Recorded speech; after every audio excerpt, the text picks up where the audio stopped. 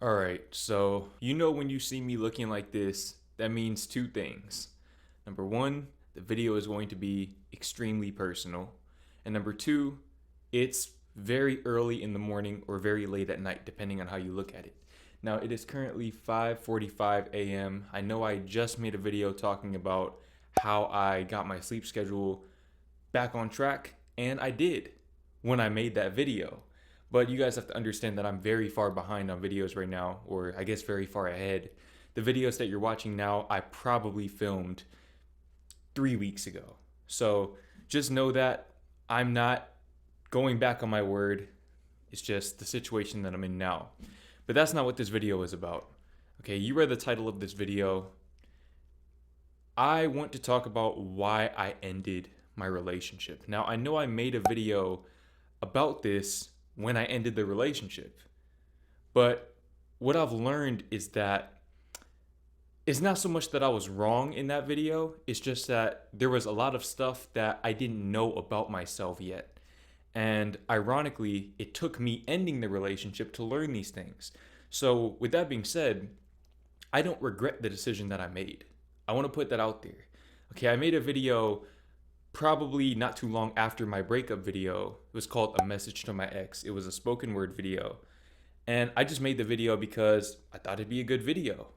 But some people thought that I put that video out with the intention, with the ulterior motive of getting my ex back. That is not the case, okay? I do not make videos with that intention. I do not make videos for the sake of bringing people back into my life. That's not how I operate. If I wanted to get her back, I would reach out to her. Not saying that she would take me back, but if I wanted to get her back, if that was my goal, I would reach out directly to her for that. But like I said, that's not my goal. I don't regret my decision because had I not broken up with her when I did, I wouldn't have learned the things that I learned about myself, which I'm about to share with you guys. Now, the only reason why I'm making this video is because YouTube is my safe space. YouTube is my safe space. I am getting ready to start up therapy in a couple of days, and I'm very excited for that because I feel like I'm going to learn a lot more about myself. But man, I'm just beating around the bush at this point. Okay, so I made the video talking about why I broke up with my ex the day that I broke up with her. Okay, so that was a very short-sighted video. I don't remember exactly what I said, but I'm sure it was something along the lines of I wanted to focus on myself, which was true. The things that I'm about to say in this video do not contradict what I said in that video. It just adds on to that. It expands upon that. I wanted to focus on myself at the time. And what I've learned, to be as frank as possible, is that I had unfinished business. I had unfinished business within myself that I couldn't handle while in a relationship. And by unfinished business, I'm referring to the book that I'm writing. Okay, I've been talking a lot about the book that I'm writing. It's called Soul Shock. And that book, you guys have to understand that that book is about another girl. I can't write that book if I'm in a relationship. Now, I didn't break up with my ex to write that book. Okay, that book is just a byproduct of me doing a lot of introspection and realizing that I had unfinished business. I hadn't healed yet. I remember after I broke up with my ex, I was talking to my sister on the phone, and she told me that I wasn't healed. She told me that I was afraid of being hurt because of past traumas. And when she told me that, it triggered me initially. It triggered me because I knew she was right, but I didn't want to admit it. I didn't want to admit it. I hid from my inner truth. But you can only run from your inner truth for so long because your inner truth is a part of you. I learned that the hard way. Let me just give you guys some context first of all. And I know I'm all over the place with this video.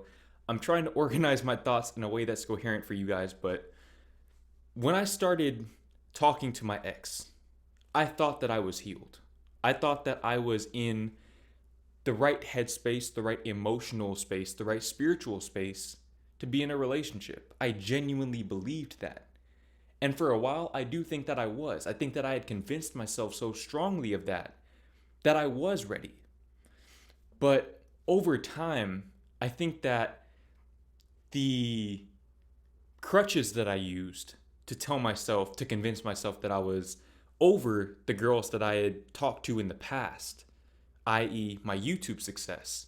Me telling myself that I was too successful to interact with, much less get back with those girls. All of that started to fall apart. Okay, all of that started to fall apart because I realized that YouTube success doesn't actually change who you are as a person. Just because you have X amount of subscribers and you're making X amount of dollars and you have all of these opportunities flowing your way, that doesn't negate the trauma that you have within you. I learned that the hard way, and the reason why I'm making this video is because I don't want you guys to have to learn that lesson the hard way. Now, me and my ex's relationship, for the most part, it was a great relationship. It was a great relationship. I don't think we ever even argued once, the whole relationship. We never had a true argument. We would get mad at each other every now and then, but we would always make up. We would always apologize. We handled things very well. A lot of communication. Things were very fluid. But at the end of the day, I just wasn't ready for a relationship. And subconsciously, I knew this. Subconsciously, I knew that me and my ex were not going to make it past a certain point because I simply wasn't ready. But I tried to ignore it. And one thing that I've noticed in my life, just a trend, a pattern that I've noticed, is that when I try to ignore my intuition, things start to happen to force me to follow my intuition. In this case, it would be the trip. You guys are like, what are you talking about by the trip? Well, I'm about to explain it to you. Now, if you guys have been following my channel for this last month, you would see that I went to Las Vegas at the end of September. I went to Vegas for 3 or 4 days, and I had the time of my life. It was a great trip, and I'm glad that I got to document it for you guys.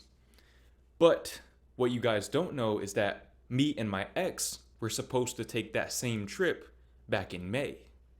Okay, I never talked about this. I never talked about this on my channel because I wanted to keep this private. And I felt like there was no reason to talk about it until now. And you guys are going to see what I'm talking about as I go on. But me and her were supposed to take a trip to Las Vegas.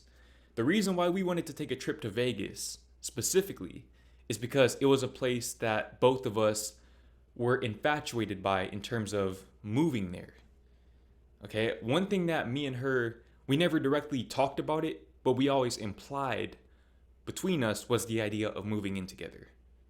We hadn't had that talk yet, but it was something that we just implied. So we were thinking about potentially moving to Las Vegas together. Now, this is where things start to get kind of shaky. Okay, you have to understand that for me to be considering moving in with somebody, I'm somebody who likes my space. Hence, me moving out into my own apartment. I really genuinely enjoy having my own space. So for me to consider the idea of moving in with her at that time, I was fully committed. I was. Like I said, I had convinced myself that I was ready for a relationship when I really wasn't.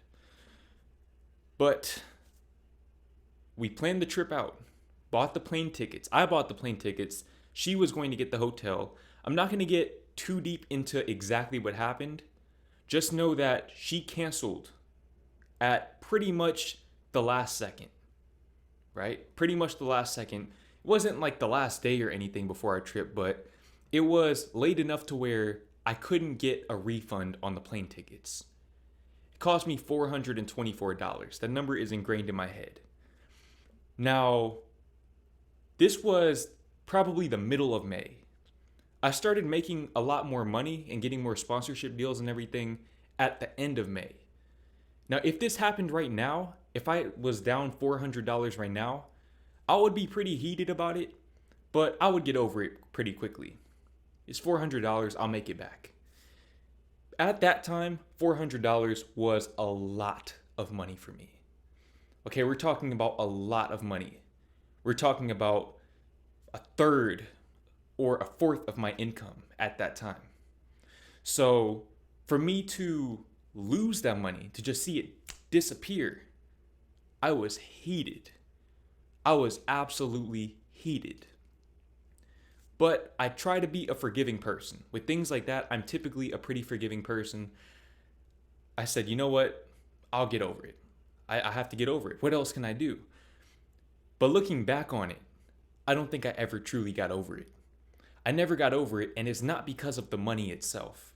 Because, like I said, my income jumped up at the end of that month. 2 to 3 weeks later, I was already making that money back quickly, easily.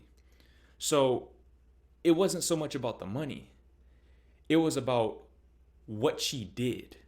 Now, I'm not saying that any of this is her fault. All she did was expose trauma that I already had within me. Because, like I said, I hadn't healed. But when she canceled that trip and I lost that money, I was brought back to my previous experiences with dating.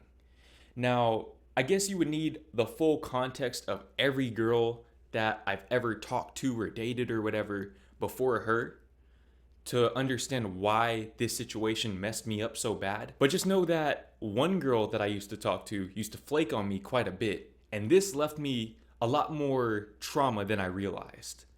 At the time, I thought that I was cool with it, but I remember when I first started talking to my ex, I expected her to cancel every single date. Every time we would go on a date, I was waiting for that text that, oh, I'm sorry, I'm too busy.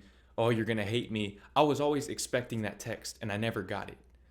So over time, I kind of deconditioned my mind. I had to retrain my mind to understand that, yo, she's not going to flake on you. Not every girl is like that.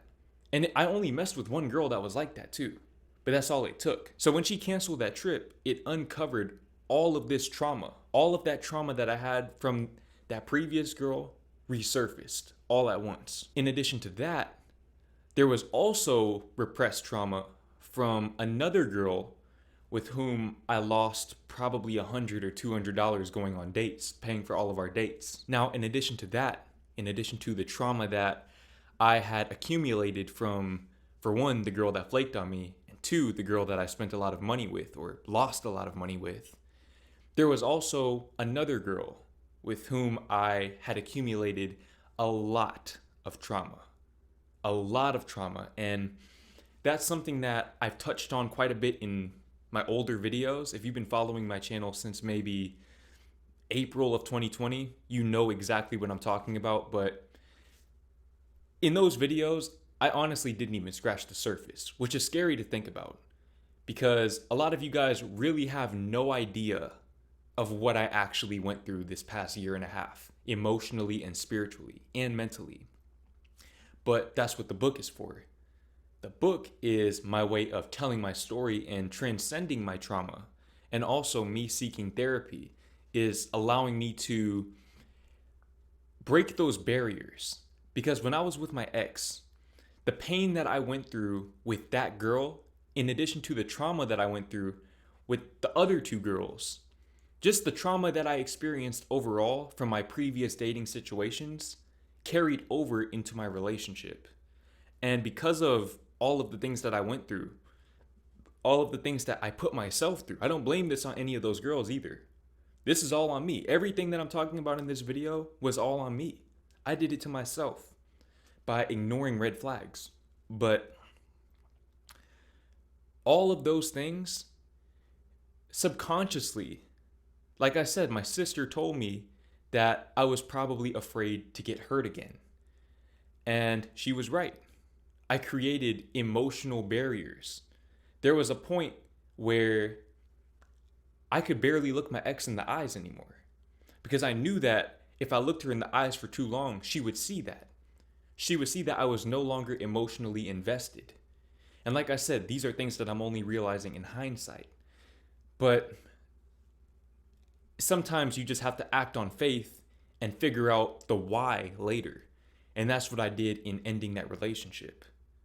I ended that relationship because I knew that it was the right thing to do, but I didn't know why yet. And now I do. I know that I have a lot of inner work to do. I know that if I have an avoidant attachment style, there's only so much that I can get out of a relationship. There's only so much that I can give in a relationship. Because if I'm not willing to receive somebody's love, how can I be a productive member of that relationship. It doesn't make any sense. And these are all things that I'm working on actively by making videos like this, by writing my book, and by seeking therapy.